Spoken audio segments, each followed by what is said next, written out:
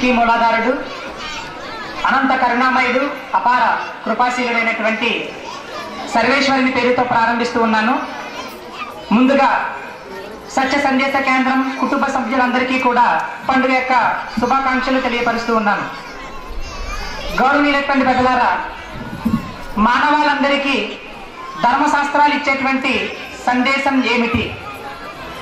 శాస్త్రము అనేటువంటి పదానికి ఉండేటువంటి అర్థం ఏంటనంటే శాసించేది లేదా ఆజ్ఞాపించేది.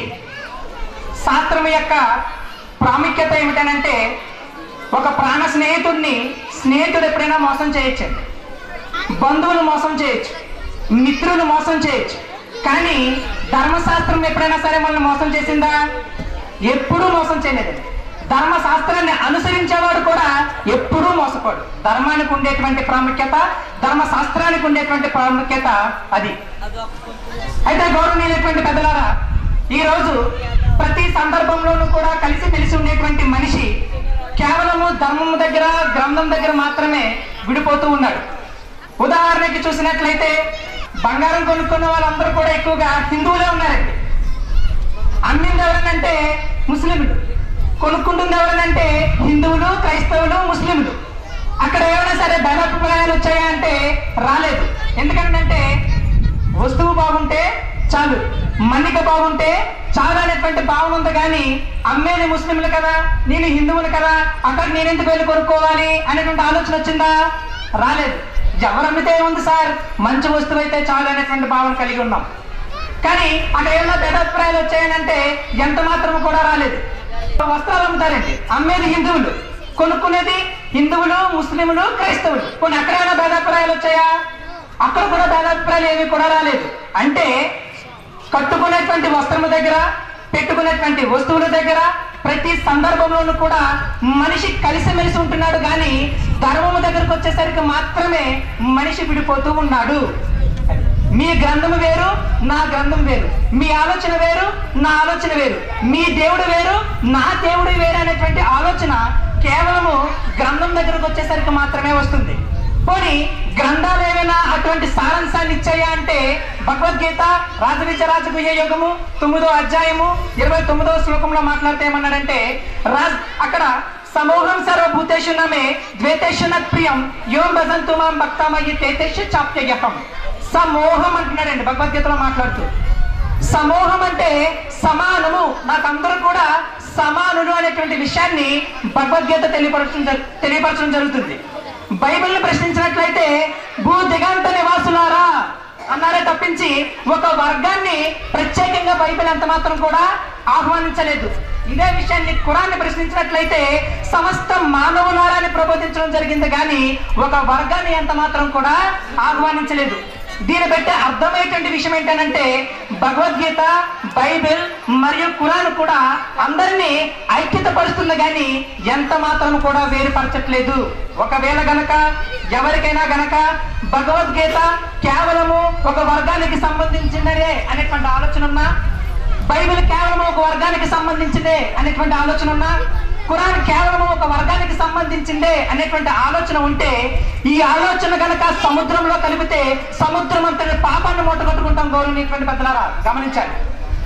ఏంటంటే గ్రంథాల యొక్క సారాంశంలో చెప్పినటువంటి మాట ఏంటంటే అందరూ సమానులే, కానీ అందరూ వేరు అనేటువంటి ఆలోచన మనం కలిగి ఉన్నాం. కానీ గ్రంథాలు అలాంటి ఎంత మాత్రం కూడా సమాధానాన్ని తెలియపరచట్లేదు. ఇక గ్రంథము మానవాళ్ళందరికీ తెలియపరిచేటువంటి ధర్మం ఏమిటి అనేటువంటి విషయాన్ని ఒకసారి మనం అందరం కూడా తెలుసుకోవడానికి ప్రయత్నం చేయాలి. ధర్మ గ్రంథాలు ధర్మం తెలియపరిచినటువంటి మాట ఏమిటనంటే ధర్మాన్ని గనక తెలుసుకుంటే ఎలాంటి మనిషి అయినా సరే, ఎంత పాపాత్ముడైనా సరే పుణ్యాత్ముడుగా మారిపోతాడంటండి. క్షిప్రం భవతి ధర్మాత్మ అని భగవద్గీత చదివడం జరిగింది. ఎంతటి కరుణగట్టి పాపాత్ముడైనప్పటికీ కూడా ధర్మాన్ని తెలుసుకుంటే అట్టివాడు పుణ్యాత్ముడైపోతాడు. ఆ ధర్మానికి ఉండేటువంటి విశిష్టత ఏమిటనంటే రాజవిద్య రాజగుహ్యం పవిత్రమిది ఉత్తమం ప్రత్యక్షావగమనం ధర్మస్య సుసుఖం కర్తుమావ్యవం అన్నాడండి. రాజవిద్య ఉన్నతమైనటువంటి విద్య, శ్రేష్టమైనటువంటి విద్య. ప్రత్యక్షావగమనం ఖచ్చితంగా తెలుసుకోవలసినది. ధర్మస్య ధర్మయుక్తమైనది. కర్తు మావ్యయం అనుసరించడానికి చాలా సులభమైనది, సుసుఖమన్నది. గ్రంథాల ద్వారా తెలియపరిచేటువంటి ధర్మం ఏదైతే ఉందో అనుసరించడానికి చాలా సులభమైనది. ధర్మానికి వ్యతిరేకంగా ఉండేటువంటి ఆచరణ ఏదైతే ఉందో అది మాత్రమే అనుసరించడానికి చాలా ఇబ్బందికరమైనది. కానీ ధర్మము ఏదైతే ధర్మాన్ని ప్రబోధించడం జరిగిందో అది అనుసరించడానికి చాలా సులభమైనది అనేటువంటి విషయాన్ని మన గ్రంథాలు తెలియపరచడం జరుగుతుంది. అలాంటి ధర్మంలో ప్రప్రథమైనటువంటి విషయాలు రెండే. ఈ రెండు చెప్పి నేను ముగిస్తాను. అందులో మొట్టమొదటిది ఏంటంటే సృష్టికర్తను తెలుసుకోవడం.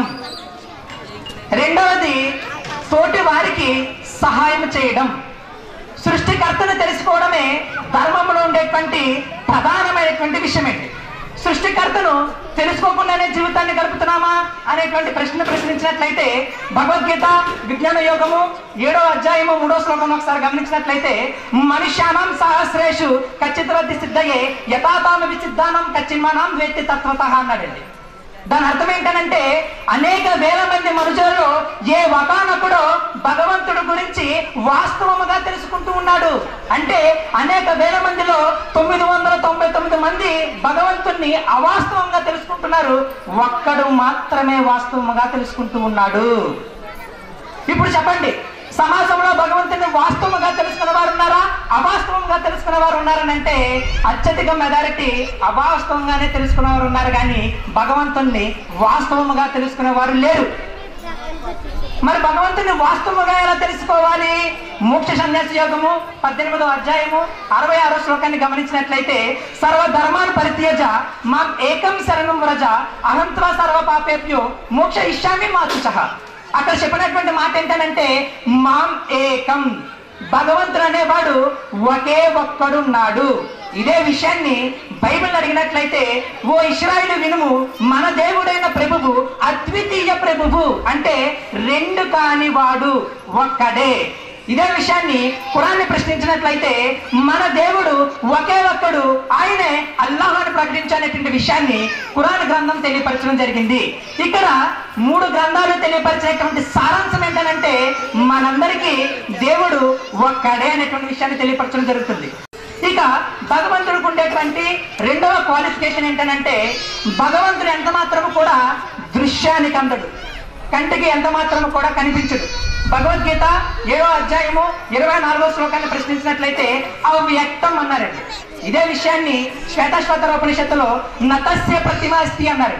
అంటే భగవంతుడు ఎంత మాత్రము కూడా కనిపించడు. ఇదే విషయాన్ని భగవద్గీతలో అర్జునుడు సాక్ష్యమిస్తూ ఏమన్నాడనంటే స్వయమేవ ఆత్మానం వేదతత్వ పురుషోత్తమ భూతభావన భూతేశ దేవదేవ జగత్పతే.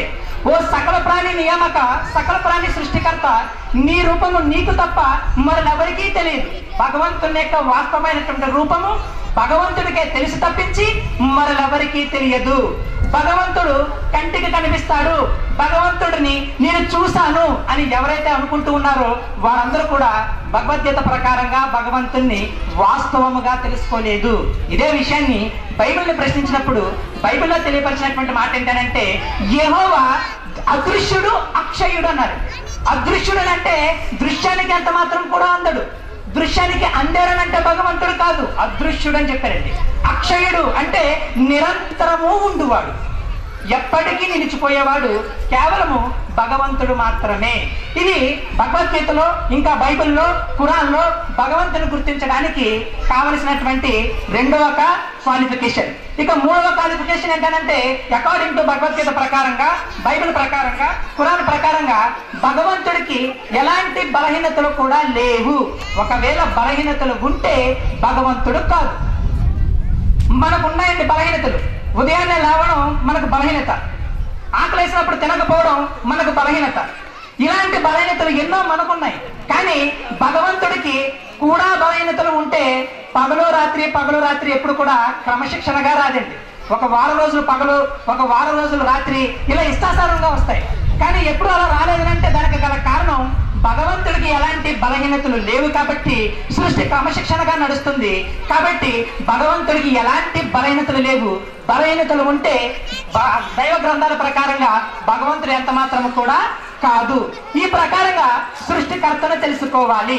ఇక రెండవది మానవ సేవే మాధవ సేవ, ధర్మాలు తెలియపరిచినటువంటి ధర్మ గ్రంథాలు చెప్పినటువంటి రెండో విషయం ఏంటంటే తోటి వారికి సహాయం చేయడము. ఇదే విషయాన్ని స్వామి వివేకానంద ఏమన్నారనంటే to be good and to do good that is goal of religion అన్నారండి.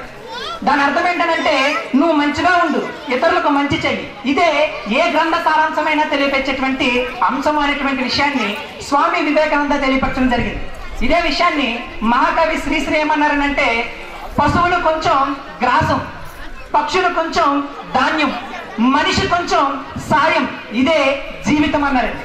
తోటి మనిషి దగ్గర కోరుకునేది ఏంటంటే కాస్త సాయము అనేటువంటి విషయాన్ని శ్రీరంగ శ్రీనివాసరావు గారు తెలియపరచడం జరిగింది.